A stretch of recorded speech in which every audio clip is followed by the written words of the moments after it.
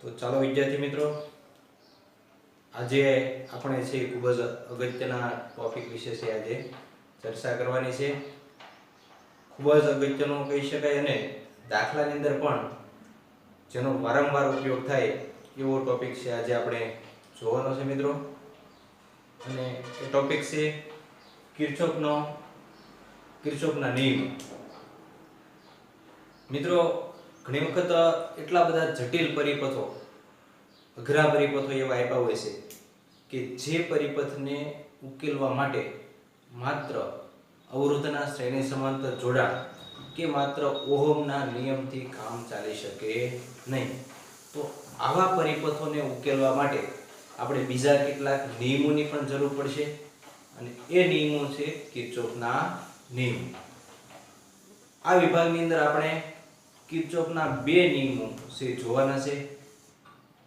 એમાંથી શરૂઆત કરીએ આપણે કિર્ચોફના પહેલા નિયમની.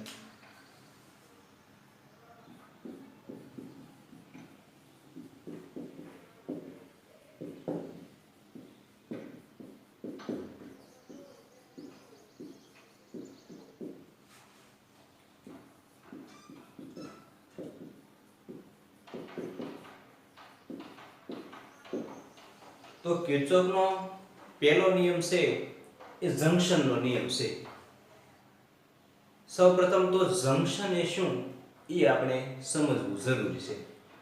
તો મિત્રો, સામાન્ય ઉદાહરણ આપણે લઈએ કે આપણે સામાન્ય રીતે જંક્શન શબ્દ છે એ ક્યારે વાપરીએ છીએ?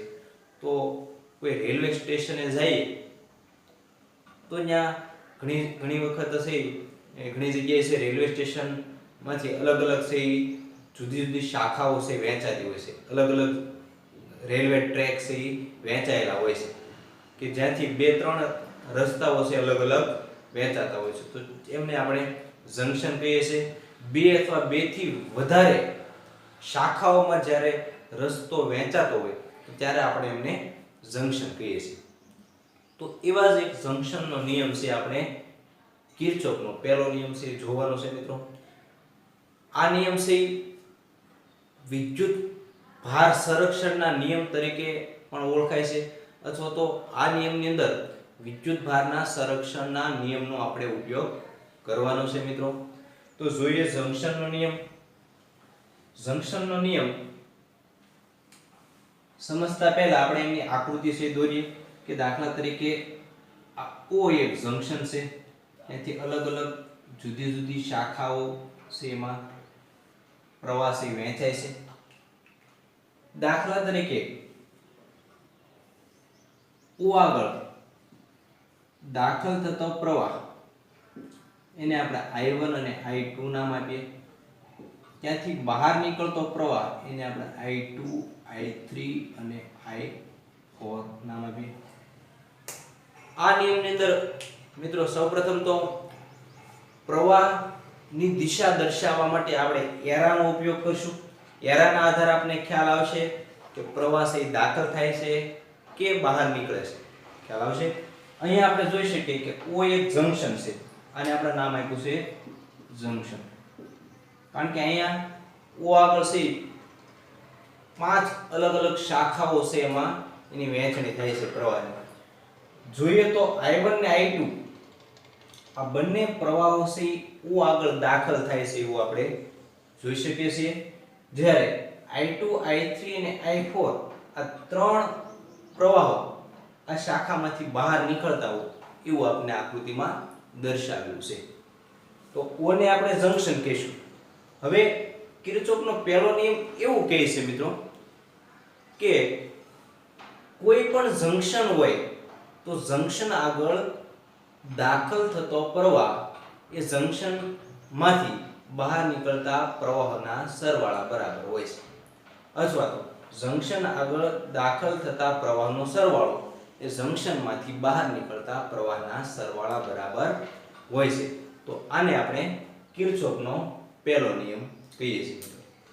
નિયમ લખવો હોય તો આપણે આ રીતે લખી શકીએ કે જંક્શન આગળ દાખલ થતા અથવા તો ભેગા થતા દાખલ થતા પ્રવાહોનો સરવાળો જંક્શનમાંથી બહાર નીકળતા પ્રવાહોના સરવાળા બરાબર હોય છે.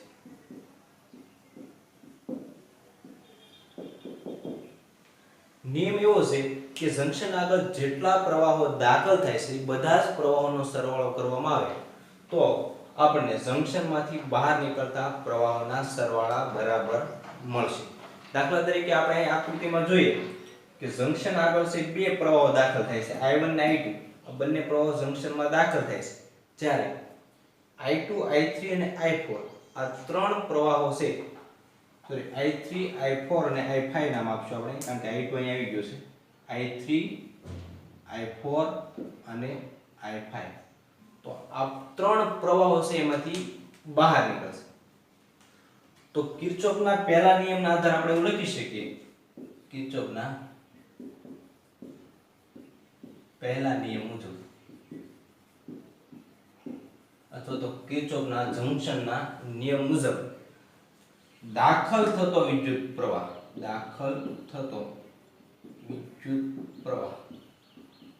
બરાબર I1 + I2 બહાર નીકળતો વિદ્યુત પ્રવાહ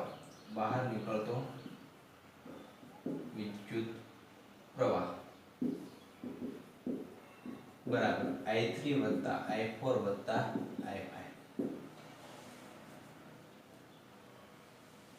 તેથી નિયમ મુજબ આપણે એવું લખી શકીએ કે I1 + I2 બરાબર I3 + I4 + I5.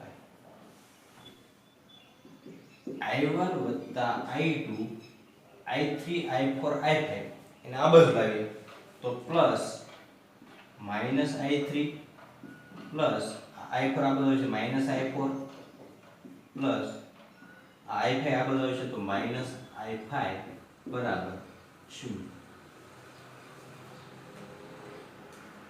I1 + I2 minus I3 minus I4 minus I5 = 0. આનો મતલબ એ છે જંક્શન આગળ ભેગા મળતા વિદ્યુત પ્રવાહનો બેઝિક સરવાળો 0 હોય છે. બરાબર, એટલે નિયમ એમ પણ આપણે લખી શકીએ કે જંક્શન આગળ ભેગા મળતા એટલે દાખલ થતા પણ આવી જાય, બહાર નીકળતા પણ આવી જાય, એ બધા જ વિદ્યુત પ્રવાહનો બેઝિક સરવાળો. તો આ શબ્દ આપણે વાપરવો પડે બેઝિક સરવાળો, કારણ કે અહીંયા આપણે સરવાળો કરીએ છીએ પરંતુ પ્લસ હોય પ્લસ લીધા છે, માઈનસ હોય એટલે માઈનસ લીધા છે. અહીંયા આપણે એવું પણ કહી શકીએ કે દાખલ થતા એની સંજ્ઞા આપણે પ્લસ લીધી, બહાર નીકળતા એની સંજ્ઞા છે માઈનસ લીધી. બરાબર, કરવાનો છે બધાનો સરવાળો, તે બધા જ પ્રવાહોનો સરવાળો કરવામાં આવે, જેમાં દાખલ થતા હોય એની સંજ્ઞા આપણે ધન લેવાની છે અને બહાર નીકળતા હોય એમની સંજ્ઞા આપણે ઋણ લઈએ. તો બધાનો સરવાળો જો કરવામાં આવે તો કુલ પ્રવાહ છે કેવો થાય છે? 0 થાય છે.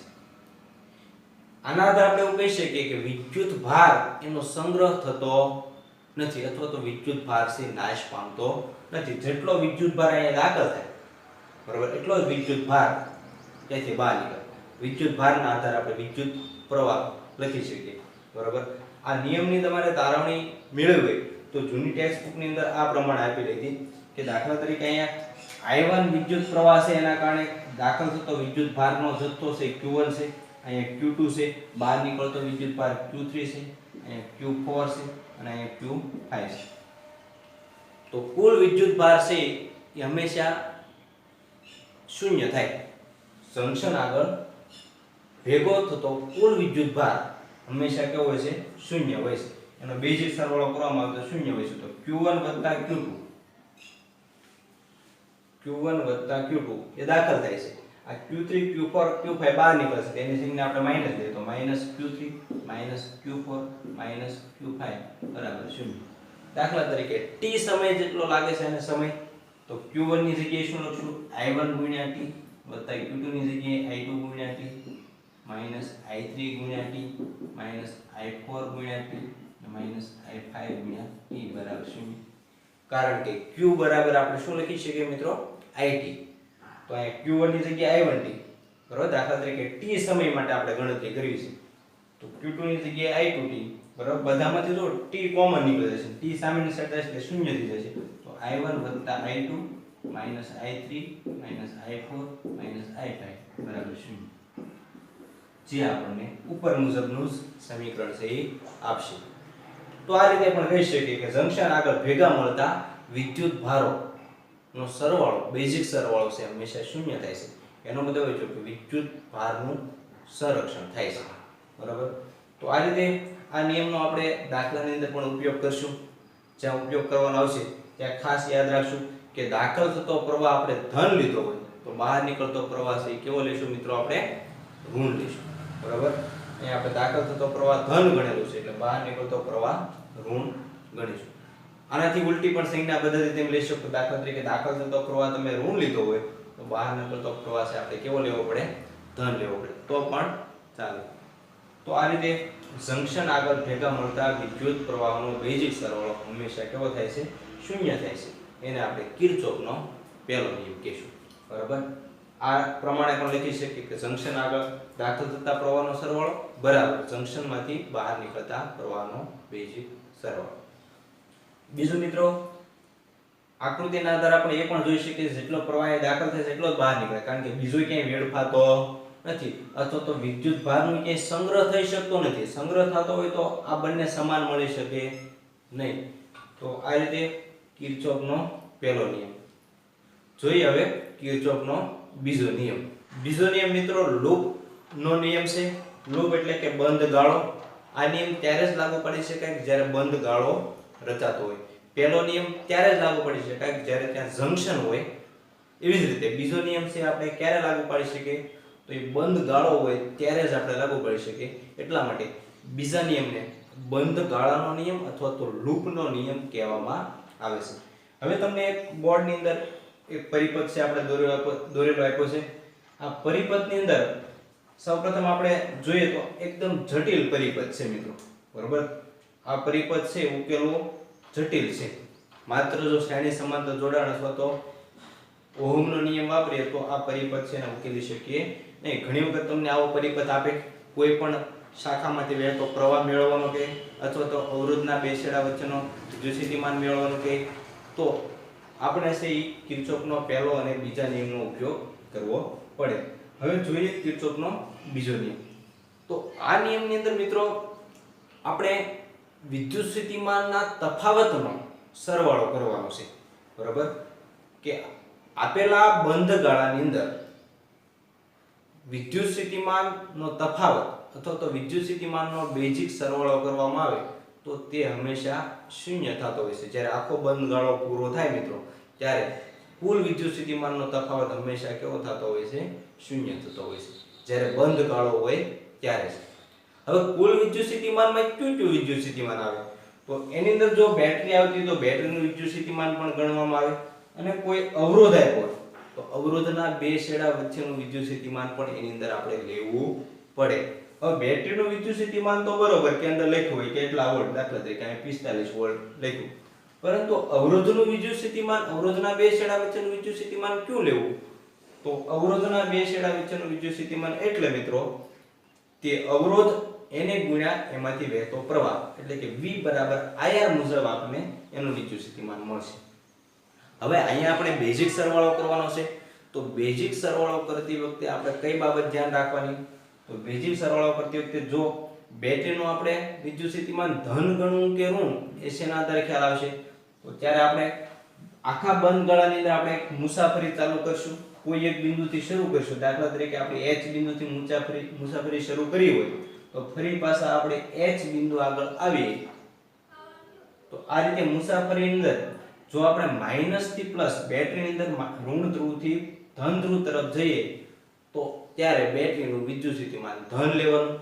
બરાબર. જ્યારે બંધ ગાળાની અંદર આપણે બરાબરની જમણી ડાબી બાજુ લખતા હોય ત્યારે બરાબરની ડાબી બાજુ લખતી વખતે ખાસ ધ્યાન રાખજો કે બરાબરની ડાબી બાજુ આપણે જ્યારે લખીએ ત્યારે બેટરીનું વિદ્યુતસ્થિતિમાન જો ઋણથી ધન તરફ આપણે જતા હોઈએ તો ધન લેવાનું અને ધનથી ઋણ તરફ જતા હોઈએ તો ઋણ લેવાનું. હું તમને નિયમો પણ અહીંયા લખાવીશ કે કઈ રીતે આપણે એની સંજ્ઞા પદ્ધતિ યાદ રાખશું.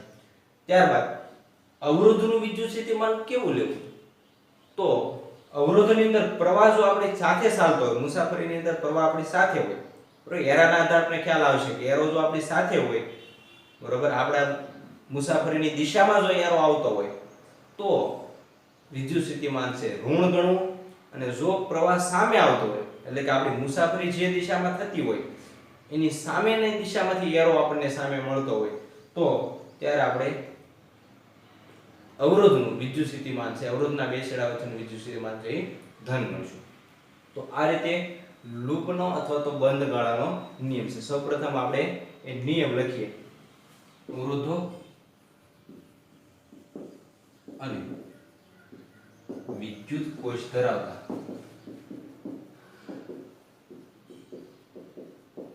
કોઈ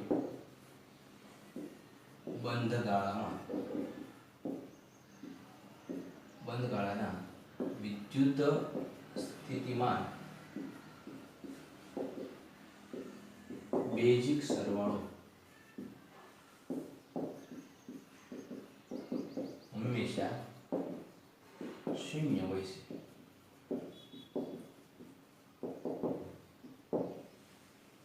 બરોબર કિર્ચોફનો બીજો નિયમ એવું કહે છે કે અવરોધો અને વિદ્યુત કોષ અવરોધ અને વિદ્યુત કોષ ધરાવતો કોઈ તમને બંધ ગાળો આપ્યો હોય તો એ બંધ ગાળામાં એમનો કુલ વિદ્યુત સ્થિતિમાનનો સરવાળો કરવામાં આવે બેઝિક સરવાળો કરવામાં આવે તો એ હંમેશા કેવો થતો હોય છે મિત્રો શૂન્ય થતો હોય છે. બરાબર વધારે ક્લિયર આપણે આ પરિપથના આધારે સમીકરણ મેળવશું પછી તમને ખ્યાલ આવશે કે કિર્ચોફનો બીજો નિયમ શું છે. બરાબર ખાસ તો આપણે નિયમ કરતા એનો ઉપયોગ આપણે કઈ રીતે કરી શકીએ એ વધારે મહત્વનું છે કારણ કે દાખલામાં ખાસ આપણે આનો ઉપયોગ કરીશું. હવે એની માટે આપણે જોઈએ કે આ એક બંધ ગાળો આપણે લઈએ બે બંધ ગાળા રચાય છે. ટોટલ કેટલા બંધ ગાળા રચાય ઉપરનો બંધ ગાળો એક નીચેનો બંધ ગાળો તો આ ટોટલ બે બંધ ગાળા રચાય છે એમાંથી આપણે કોઈ પણ એક બંધ ગાળો લઈએ. દાખલા તરીકે આપણે બંધ ગાળો લઈએ A B D E A B C D E F G A આ એક બંધ ગાળો લઈએ. બરાબર બંધ ગાળો A B C D E F G અને ફરી પાછા A. બંધ ગાળો એને જ કહેવાય કે જે બિંદુથી આપણે મુસાફરી શરૂ કરી એ બિંદુએ પાછા આવીએ ત્યારે આપણે એને બંધ ગાળો કહીએ છીએ. અહીંયા આપણે એ આગળથી શરૂ કરી છે મુસાફરી અને ફરી પાછા એ આગળ આવીએ છીએ એટલે આ એક બંધ ગાળો છે એવું આપણે કહી શકીએ અહીંથી. બરાબર એ થી ફરી પાસે તમે કોઈ પણ રીતે આવી શકો. બરાબર સમઘડી દિશામાં પણ લઈ શકો અને વિષમઘડી દિશામાં પણ તમારી મુસાફરી લઈ શકો. અહીંયા આપણે વિષમઘડી દિશામાં લઈએ. બરાબર A થી G G થી F F થી E E થી D D થી C C થી B અને B થી ફરી પાછા આપણે E આગળ આવશું. બરાબર સમઘડી લેશો તો પણ તમને મળશે સમીકરણો સમાન જ મળશે સમઘડી લો કે વિષમઘડી. તો હવે આપણે દરેકનું વિદ્યુત સ્થિતિમાન છે ગણતા જશું. બરાબર એમનો બેઝિક સરવાળો કરતા જશું ને બરાબર આપણે કેવા લખશું શૂન્ય લખશું. તો સૌપ્રથમ આપણે E આગળથી આગળ આવીએ. હવે આગળ આવીએ તો વચ્ચે કઈ આવતું નથી અહીંયા સુધી G સુધી કઈ આવતું નથી. અહીં એક બેટરી આવે છે બેટરીનો ઋણ ધ્રુવ છે આ બાજુ ધન ધ્રુવ છે. આપણી મુસાફરી જે દિશામાં થાય છે તો ઋણથી ધન તરફ જ્યારે ઋણથી ધન તરફ જઈએ ત્યારે આપણે ઈ વિદ્યુત સ્થિતિમાન કેવું ગણવાનું ધન ગણવાનું. બરોબર માઈનસ થી પ્લસ તો આપણે પ્લસ લઈશું. મુસાફરીમાં જ્યારે કોઈ બેટરી હોય કોઈ કોષ હોય તો એનું વિદ્યુત સ્થિતિમાન ધન લેવું કે ઋણ તો માઈનસ થી પ્લસ એટલે આપણે પ્લસ લઈશું તો 80 વોલ્ટ છે વત્તા ચલો આગળ ચાલીએ F બિંદુ આવ્યું F થી આગળ ચાલ્યા તો એક અવરોધ આપણે મળ્યો 1 ઓહમ. આ 1 ઓહમ નો અવરોધ તો હવે આ અવરોધના બે છેડા વચ્ચેનું વિદ્યુત સ્થિતિમાન પણ અહીંયા આપણે લખવું પડશે મિત્રો.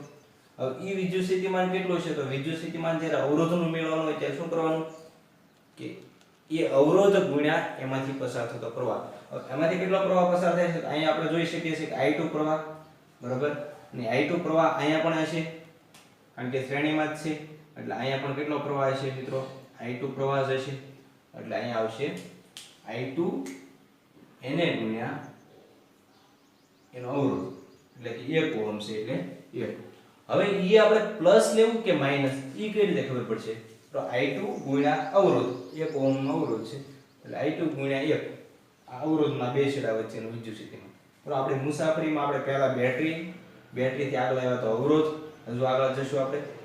હવે ધન લેવું કે ઋણ, તો એ જોવા માટે આપણે આપણી મુસાફરીની દિશા અને આ પ્રવાહનો એરો એ બંનેની દિશા જોઈએ. તો મુસાફરી આપણી આ દિશામાં થાય છે, હા, અને પ્રવાહની દિશા પણ એ જ છે.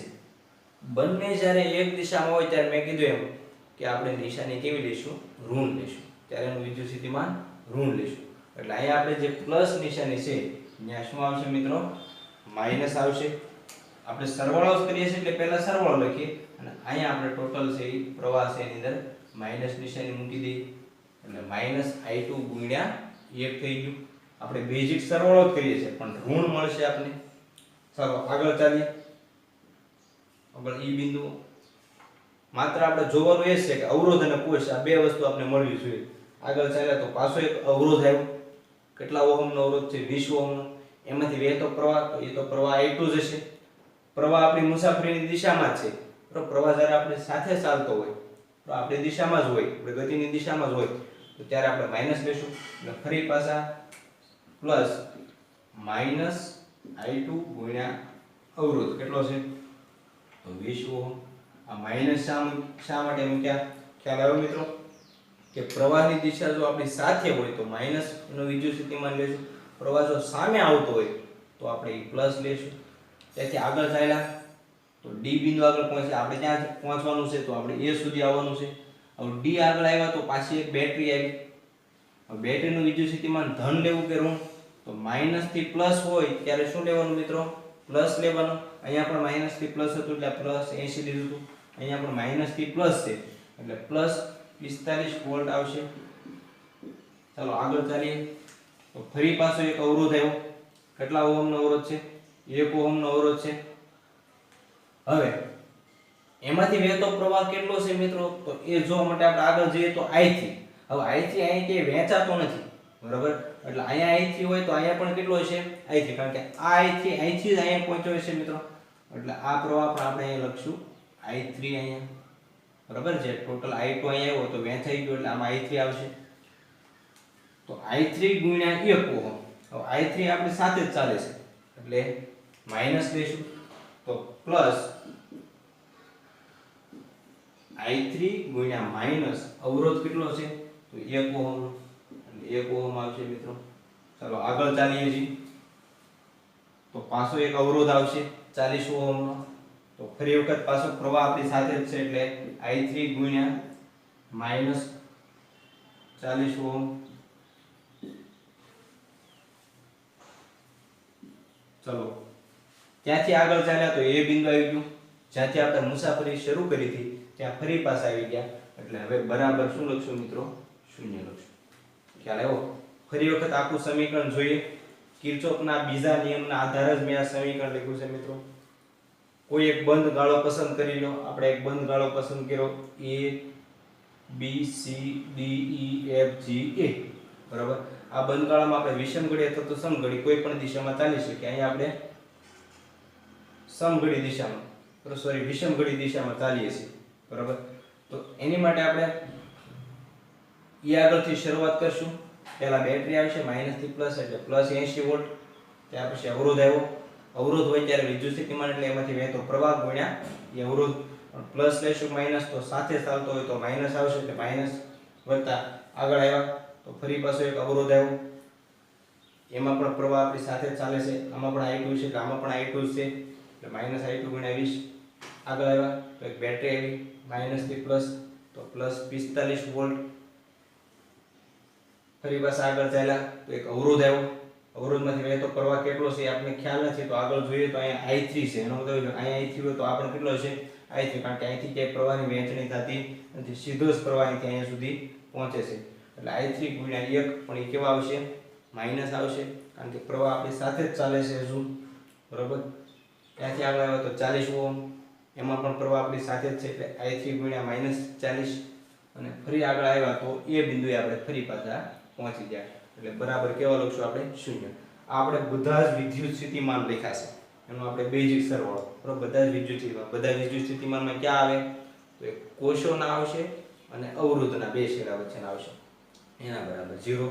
સમીકરણને હજુ આપણે વ્યવસ્થિત લખીએ તો 80 માઈનસ i2 ગુણ્યા 1 એટલે i2, અહીંયા i2 ગુણ્યા 20 એટલે માઈનસ 20 i2, અહીંયા 45 પ્લસ અહીંયા i3 ગુણ્યા માઈનસ એટલે માઈનસ i3, i3 ગુણ્યા 40 એટલે માઈનસ 40 i3 બરાબર 0.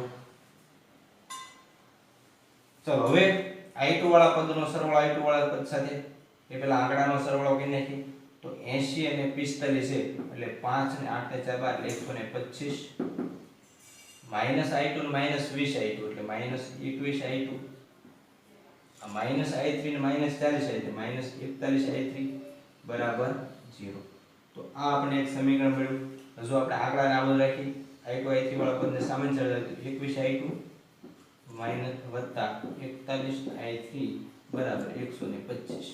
તો આ આપણને એક સમીકરણ મળી ગયું. મોટા ભાગે છે આવા પરિપથની અંદર આપણે પ્રવાહ મેળવવાના છે. તો આપણે i2 અને i3 મેળવવા હોય તો આપણી પાસે બે અજ્ઞાત છે એટલે બે સમીકરણ હોવા જોઈએ મિત્રો. અને બીજું સમીકરણ આપણે ઉપરના લૂપના આધારે પણ મળી શકે. બરોબર, એમાં પણ આપણે આવી રીતના મુસાફરી ચાલુ કરીશું બંધ ગાળા માટે અને એના આધારે તમને એક બીજું સમીકરણ મળશે અને એ સમીકરણને તમે ઉકેલી નાખશો મિત્રો તો તમને i2 અને i3 ની કિંમત મળે. એ કઈ રીતે ઉકેલવાનું, બરોબર, એ ગાણિતિક પ્રક્રિયાઓ બધી આપણે દાખલાની અંદર જોઈશું. ખાસ આપણને નિયમનો ઉપયોગ કરતા આવડવું જોઈએ. તો આ છે કિર્ચોફનો બીજો નિયમ અથવા તો લૂપનો નિયમ. ખાસ આપણે યાદ રાખશું કે મુસાફરી દરમિયાન, બરોબર, કેટલાક નિયમો આપણે યાદ રાખશું કે લૂપમાં મુસાફરી દરમિયાન બે વસ્તુ આપણે યાદ રાખવી છે. પહેલી વસ્તુ કે પ્રવાહ સાથે ચાલે તો વિદ્યુત સ્થિતિમાન ઋણ લેવું અને સામે મળે તો સામે આવે તો ધન લેવું. જો પ્રવાહ સાથે આપણી સાથે ચાલતો હોય તો એનું વિદ્યુત સ્થિતિમાન છે આપણે અવરોધના બે છેડા વચ્ચેનું વિદ્યુત સ્થિતિમાન છે એને ઋણ ગણવું. અને જો પ્રવાહ સામે આવતો હોય, બરોબર, એ આપણે શેના આધારે ખ્યાલ આવશે? એરાના આધારે. એરો જો સામે હોય તો આપણે એનું વિદ્યુત સ્થિતિમાન છે એ ધન લઈશું. જે આપણે અહીંયા કાઉન્સમાં બધા વિદ્યુત સ્થિતિમાન લીધા એ ધન લેવા કે ઋણ તો એ આના આધારે ખ્યાલ આવશે. બીજી એક બાબત આપણે ખાસ યાદ એ રાખશું કે કોષ અથવા તો બેટરીનું વિદ્યુત સ્થિતિમાન ધન અને ઋણ કઈ રીતે ગણવું? તો ધનથી ઋણ